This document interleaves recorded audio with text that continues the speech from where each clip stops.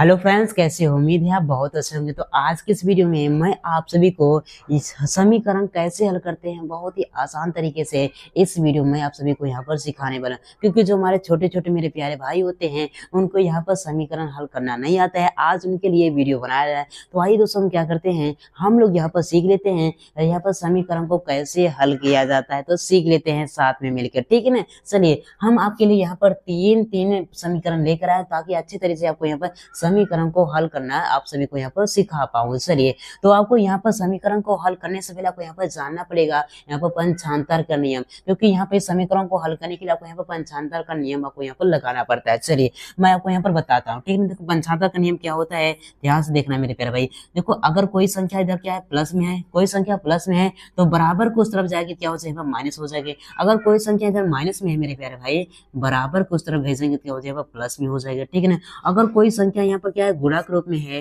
तो बराबर को उस तरफ भेजेंगे क्या हो जाएगा, यहाँ पे भाग के रूप में हो जाएगा। अगर कोई यहाँ पर संख्या क्या है, यहाँ पर भाग में है, बराबर को उस तरफ जाएगा कि मेरे प्यारे भाई क्या हो जाएगा, यहाँ पर वो गुणा के रूप में हो जाएगा। तो इस नियम को आपको यहाँ पर मेरे प्यारे भाई आपको यहाँ पर याद कर लेना है, क्योंकि समीकरण को हल करने के लिए यही नियम आपको यहाँ पर लगाना पड़ता है। तो आइए हम लोग यहाँ पर क्या करते हैं, अब समीकरण को हम लोग यहाँ पर हल करना सीख लेते हैं, ठीक है। चलिए, तो यहाँ पर इस समीकरण को हल करके हमको यहाँ पर x का मान निकालना होता है। कैसे निकालते हैं, चलिए सीख लेते हैं, ठीक है ना। तो हमारे पास क्या है, देखो यहाँ पर, अब देखो यहाँ पर जो हमारा यहाँ पर अंक होता है अंक की तरह ही जाता है, जो यहाँ पर अल्फाबेट है तो अल्फाबेट की ही तरफ रहेगा, ठीक है ना। हमको यहाँ पर जो हमारा 24 और 12 हमारा अंक है, यहाँ पर 24 भी का अंक है, तो क्या करेंगे, 12 को हम यहाँ पर 24 की तरफ हम यहाँ पर भेजेंगे, ठीक है। चलो, तो यहाँ पे लिखेंगे, यहाँ पे 3x हो जाएगा। अब बराबर है तो आपको यहाँ पर बराबर का चिन्ह लगाओ, 24 है तो आपको यहाँ पर 24 लिखो। अब इस 12 को क्या करेंगे, हम लोग यहाँ पर 24 की तरफ भेजेंगे, क्योंकि हमारा जो अंक होता है अंक कर ही तरफ होता है, ठीक है ना। देखो,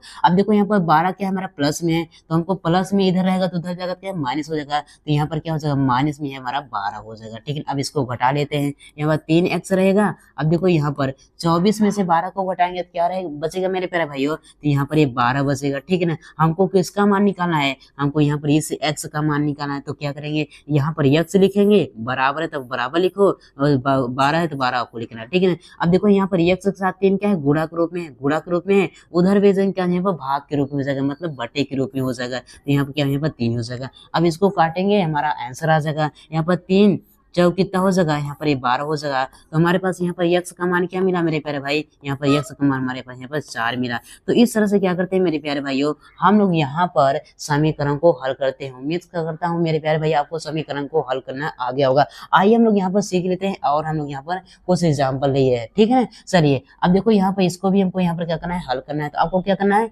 जो अंक है अंक की तरफ रहे, और यहाँ पर अल्फाबेट है तो अल्फाबेट की तरफ रहेगा, ठीक है ना। तो हमारा क्या है, हमारा 5x है तो आपको 5x लिखो। देखो यहाँ पर 3x है जो हमारा इसके कैटेगरी का है ना, तो इस 3x को क्या करें, इधर लाएंगे क्या हो जाएगा, क्योंकि प्लस में है, इधर आएगा क्या, माइनस में, यहाँ पर 3x हो जाएगा। अब इसके बाद देखो बराबर है तो कोई बराबर लिखो, ठीक है ना। हमारे पास बराबर की उस तरफ क्या है, बराबर की उस तरफ हमारे पास यहाँ पर 8 है तो यहाँ पर 8 लिखो।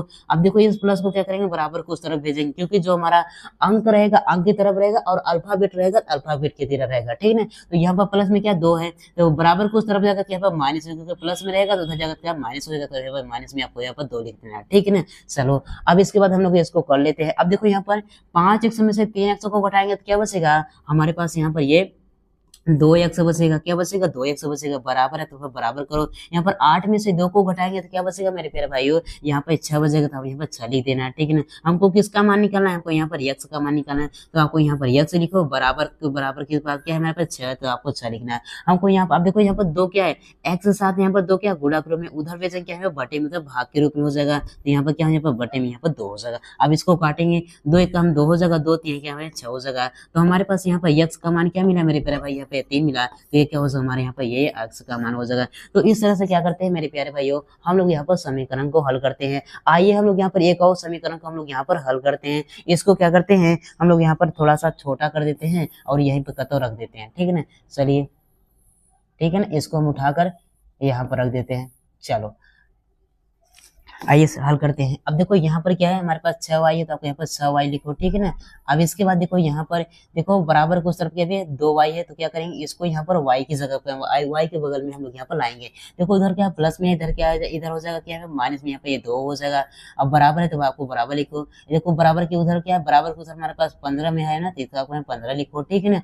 अब इसके बाद देखो यहाँ पर हमारा 9 क्या है, हमारे पास माइनस है, बराबर को उस तरफ जाएगा क्या हो जाएगा, ये प्लस में हो जाएगा, तो यहाँ प्लस में लिखो यहाँ पर 9, ठीक है ना। अब इसको यहाँ पर आपको यहाँ पर जोड़ो घटा दो, हमारा आंसर आ जाएगा। अब देखो यहाँ पर 6y में से 2y को घटाएंगे तो क्या बचेगा, हमारे पास यहाँ पे 3y बचेगा, बराबर है तो आपको यहाँ पर बराबर लिखो, ठीक है ना। और यहाँ पर 15 और 9 को जोड़ेंगे तो क्या हो जाएगा, 15 और 9 को जोड़ेंगे तो यहाँ पर 24 हो जाएगा, तो आपको यहाँ पर 24 लिखो, ठीक है ना।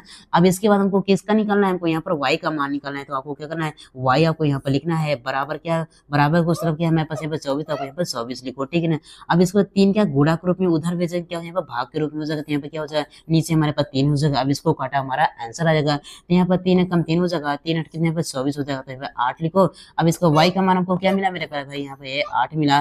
तो इस तरह से क्या करते हैं मेरे प्यारे भाइयों, हम लोग यहाँ पर समीकरण को हल करते हैं। उम्मीद करता हूँ मेरे प्यारे भाइयों आप सभी को यहाँ पर समीकरण हल करना बहुत आसान तरीके से आ गया। अगर आ गया मेरे प्यारे भाई तभी आपको लाइक करना है, अगर नहीं आया तो आपको यहाँ पर डिसलाइक जरूर करना है, ताकि हमको पता चले कि हमारे जो भाई हैं क्या कैसा पसंद करते हैं। चलिए उम्मीद करता हूँ आपको क्लास जरूर पसंद आई, पसंद आई तो लाइक कीजिए, चैनल बनाए तो चैनल को जरूर सब्सक्राइब कीजिए। जय हिंद, वंदे मातरम।